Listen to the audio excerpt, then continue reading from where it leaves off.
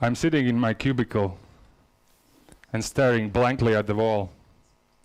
My headphones cannot mute the loud chatter of my colleagues. In the lower corner of my monitor, an ebook is open. Its title, Escape from Cubicle Nation. I feel trapped and guilty at the same time. I'm working for the big corporate, but I want to get out. That was 2 years ago.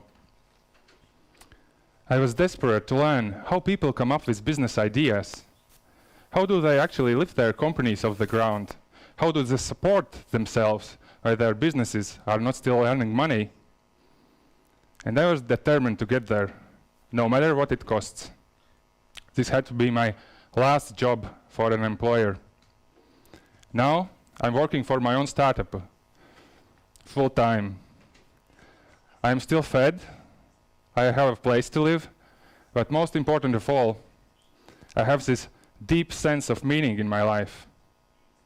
I believe that the product that we are building will help other people have more quality time, feel better about themselves, and have more fun.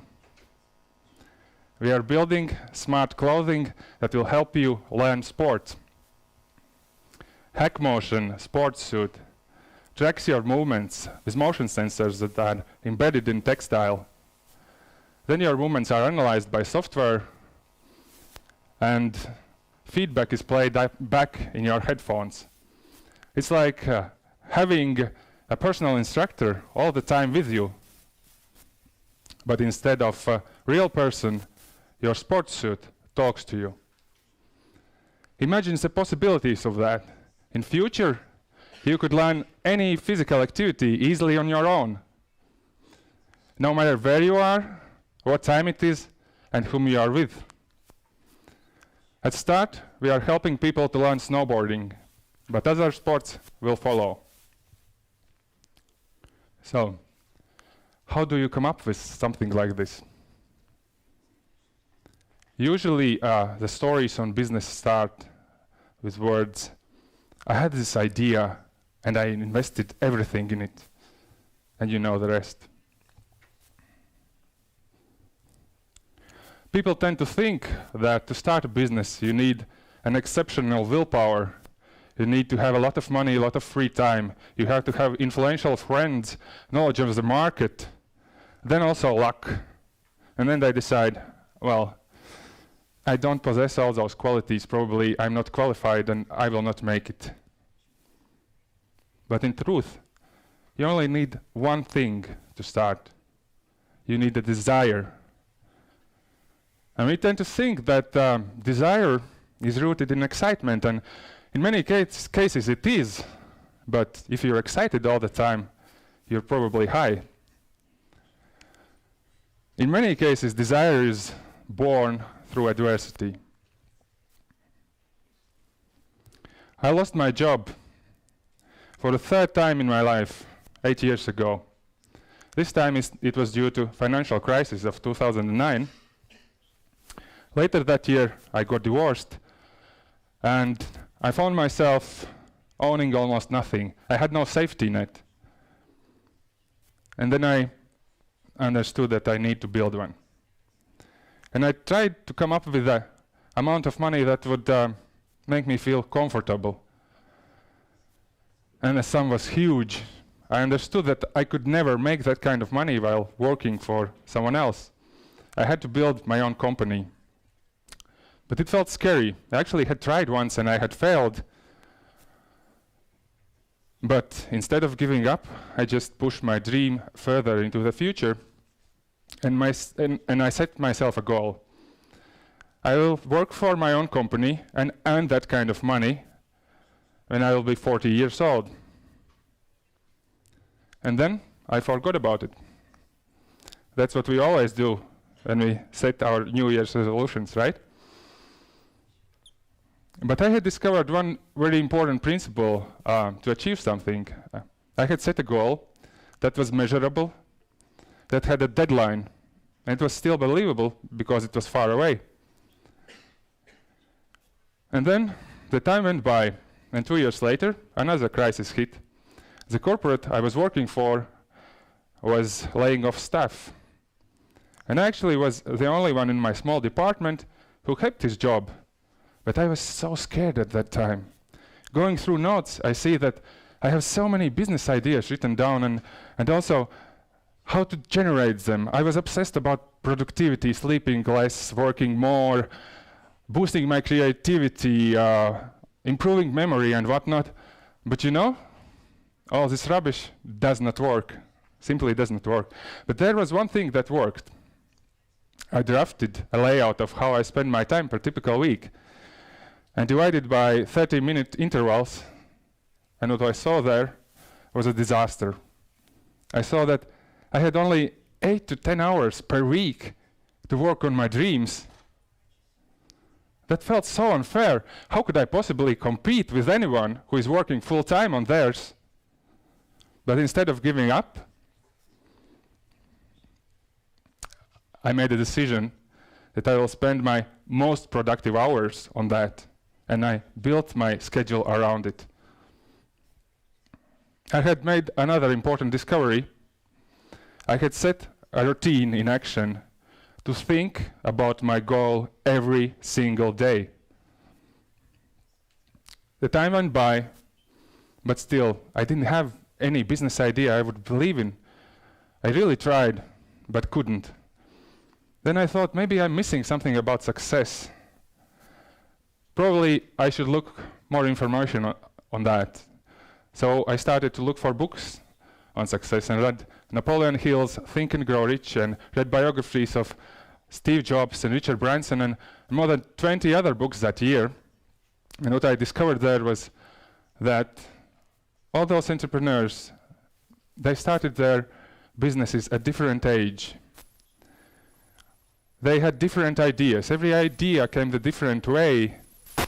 Almost nothing was the same, except one thing. Once they started their journey, they never turned back. It was like they already knew their future. It was a scary idea. How could I possibly believe in my future self if I hadn't achieved anything till that point? Still, the more I read those books, the more I understood that you really, really can get what you truly desire. But there is a catch. You have to make a decision, and you have to make it final. You have to cross one border and understand that you will never, ever be coming back. It was very hard to grasp, but finally I was getting ready. And then one night I woke up in cold sweat and I understood that there was only a little bit more than 2 years left and my deadline would be due. And it was a very scary thing to realize. I didn't have my idea still, I haven't moved forward, so I understood that I have to change, I have to find something completely different that is working. And I noticed on Facebook that one of my acquaintances was starting to organize mastermind group. That was a concept I have read about on Napoleon Hill's Think and Grow Rich. It's a group of like-minded people who meet on a regular basis and discuss their goals, their aspirations, their efforts and problems. I didn't believe in that concept very much then, but I thought, well, in my closest social circle, there is no one who would be an entrepreneur, and I don't know of anyone who actually would be considering starting a business seriously. So this is the only option on the table. So I signed up. And then the first day came when the first meeting was to happen, and I still didn't have the idea. And I was really scared then, and I thought, I will go there and other people there would be entrepreneurs, and I would be a fake. And then I did what all of us do when the deadline comes. I tried to come up with the idea at the last moment. And you know what? I did. I sat for a couple of hours and was brainstorming, but nothing useful came to my mind. And then I got angry with myself and I started to remember all the things that were wrong with me, and there it was. My posture. I had been struggling with it since childhood. And well, I thought, what if my mobile phone could actually tell me how to sit straight? And yeah, probably it could if I put some kind of sensors on my body. And then why would I think about sitting in the office chair? Why not sports? I love snowboarding, and I always struggle with the postures there. And then why only posture? Why not movements? And well, I could actually build a virtual trainer. That seemed so exciting that I right away opened Google and I started to search what was there. The technology was almost there and the market was starting to emerge, so though there were still not ready products. So I knew what I had to do. But still, later I thought, why this idea seemed so powerful to me? And there was a reason indeed. It was rooted in my personal pain.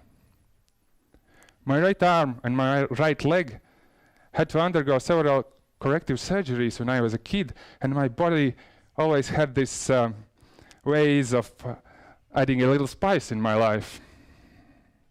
And suddenly this disadvantage, which I was ashamed of most of my life, had turned out to be an advantage. It had brought me the idea. It felt so good.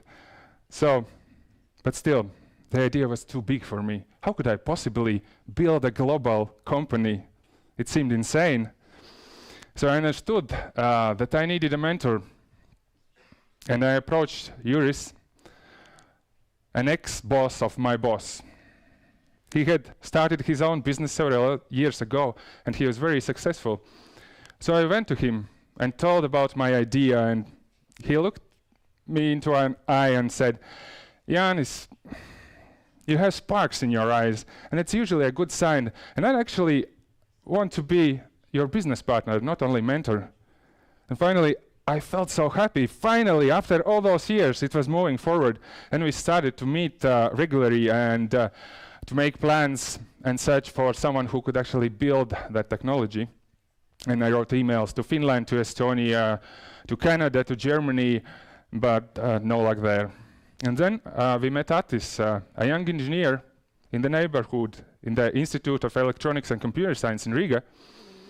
And he had been actually working with motion sensors for many years, and he was preparing his doctoral thesis on the subject, and he knew how to build it. And he had this entrepreneurial attitude. He had very good communication skills, and he delivered more than he promised. So soon enough, we found a team. But there was one last frontier to get over. It was building a momentum. I quickly understood that we need to meet more. We need to work more. So we started to apply for different kind of competitions, support programs, grants. At the beginning, it was for all the wrong ones, and we were rejected almost everywhere, but it made us work harder and build our prototype further and answer hard questions that were very needed in the future. At one point, I found myself working so much on my new startup idea that I didn't have time for my regular job. At that moment, I made a decision to quit. It was very challenging. I was so afraid what will happen next, and I knew that in 9 months I will run out of means to support me. I had to find some finances for our company till then.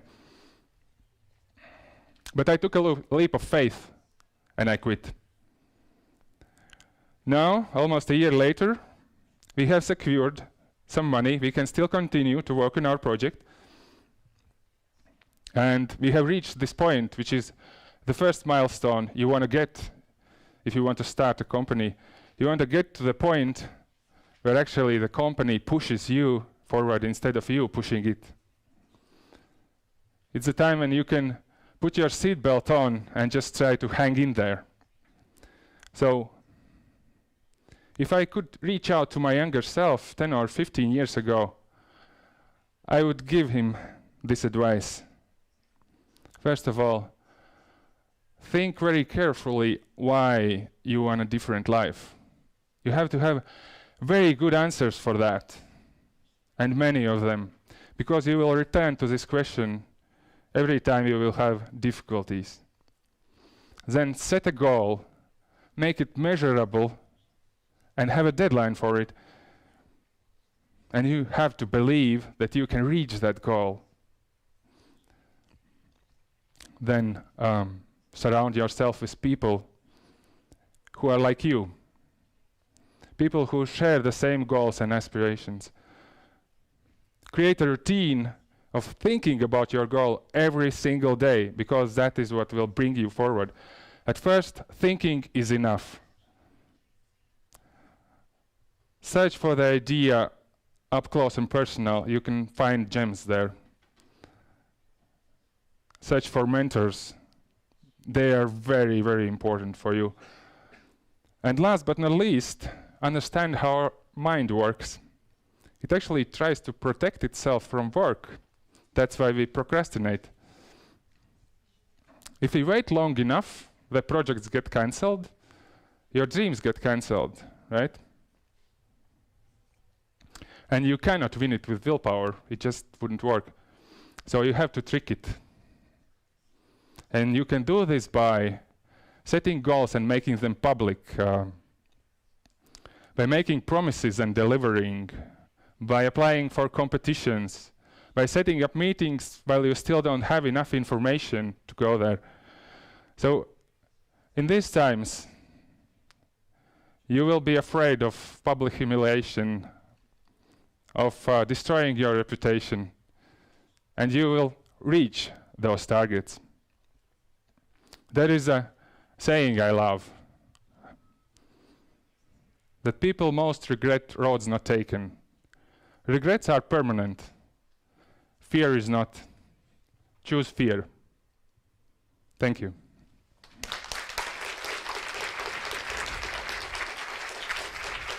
Янис, пожалуйста. Друзья, у нас есть время буквально для пары вопросов. Если у вас есть буквально пара вопросов к Янису, то он может дать ответы. Да, пожалуйста. Hello, Janis. My name is Nikita. Nice to meet you.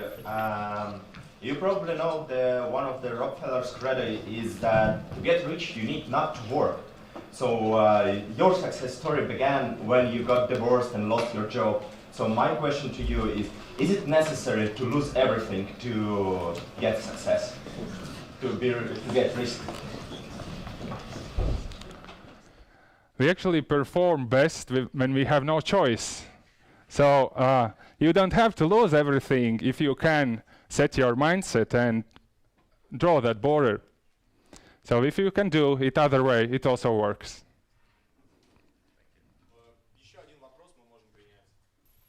Но их нет. Спасибо огромное. Еще раз поаплодируем. Янис, мечтатель, основатель стартапов.